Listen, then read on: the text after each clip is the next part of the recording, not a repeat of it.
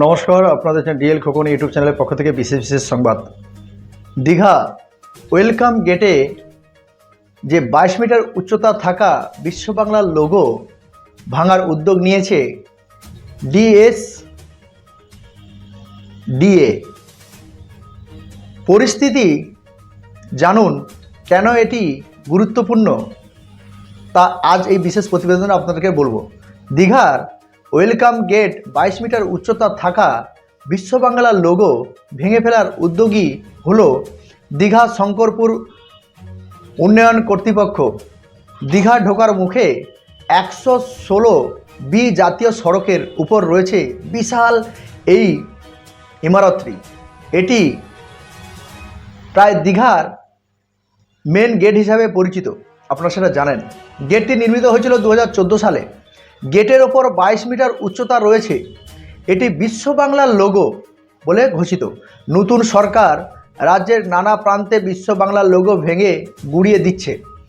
দীঘার welcome gate ভাঙচুর বা অবস্থিত ওই গেট সরিয়ে ফেলা হবে। এর জন্যে অভিজ্ঞতা সম্পন্ন এজেন্সির কাছ থেকে দরপত্র বা টেন্ডার ডাকা হয়েছে।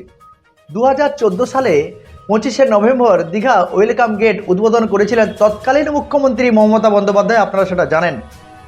তারপর থেকে দীঘার অন্যতম আকর্ষণীয় হয়ে উঠেছে এই গেটটি। এটি তৈরি করে সরকার প্রায় খরচ হয়েছিল 6,57,00,000 টাকা। আপনারা ভাবতে পারেন কত টাকা এই গেটটিতে খরচ হয়েছে। আগামী 7 জুলাই পর্যন্ত বিশ্ব বাংলার লোগো ভাঙার জন্য এজেন্সির কাছ থেকে দরপত্র চাওয়া হয়েছে যে তারা কত টাকাতে এই গেটটি ভাঙতে পারবে। এ ধরনের কাজ অভিজ্ঞতা থাকা এজেন্সির অংশ নিতে পারবেন। রাতের বেলা কাজ হবে, কারণ 116 নম্বর জাতীয় সড়ক অত্যন্ত ব্যস্ততম একটি সড়ক। গত 2 জুলাই এই নিয়ে এক পর্যালোচনা হয়েছে। দীঘার ওয়েলকাম গেট থাকলেও থাকবে, কিন্তু থাকবে না শুধু বিশ্ব বাংলা লোগো। এই লোগো ভেঙে ফেলার পর সেখানে দিয়ে বৃষ্টির জল পড়ে বা গেটের ক্ষতি হতে পারে বলে আশঙ্কা করা হচ্ছে। তাই ওই অংশ ভেঙে মেরামতির কাজ হবে বলে জানানো হয়েছে সরকারের তরফ থেকে। অর্থাৎ এখান থেকে পরিষ্কার, বর্তমান যে সরকার চলছে তারা কিন্তু চাইছে যে তৃণমূল সরকারের যেসব আকর্ষণীয় জিনিসে বা আকর্ষণীয় মানুষের নজর কাড়া যেসব গেট বলুন বা যাই কিছু বলুন, তার উপরে যেসব বিশ্ব বাংলার লোগো লাগানো হয়েছে সেগুলো কিন্তু ভেঙে ফেলার একটি পরিকল্পনা এই সরকার নিয়েছে। আপনারা জানেন যে সরকার আসবে সে তার মতন করে চলার চেষ্টা করবে, তাই বিশ্ব বাংলার লোগো ভেঙে ফেলা হবে।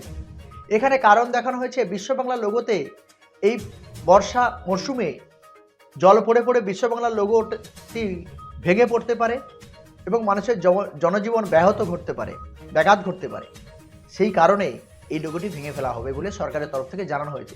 ইতিমধ্যে তার টেন্ডার হওয়ার জন্যে অনেক অভিজ্ঞ কন্ট্রাক্টরদের